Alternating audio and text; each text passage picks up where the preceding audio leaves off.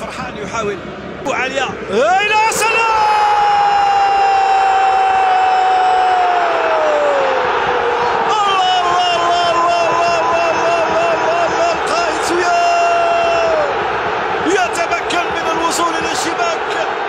ويسجل في مرمى الحارس تاغناوتي في الدقيقة 87.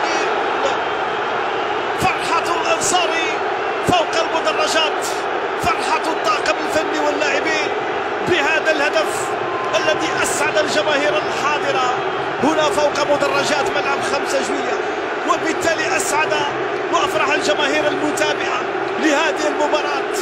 تاغناوتي والبطاقة الصفراء طبعا للقائد سوياد بالراس بقوة كبيرة، توغل داخل منطقة العمليات، ما لم يأتي بالطريقة السهلة والممتعة جاء بالقوة وبرأسية صعبة وخطيرة من سوياد بكل قوة، يسكن الكرة في الشباك، تهتز الشباك، وبالتالي البطاقة الصفراء بعد نزعه للقميص.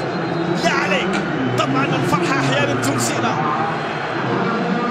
الفرحة كانت أكبر والتفاعل من جانب سوياد القائد. البطاقة الصفراء مستحقة لسوياد من حكم المباراة السيد الصادق السلمي. تغير الحال يا انيس، فعلا جمال، تغير المهاجمون فسجل المدافع.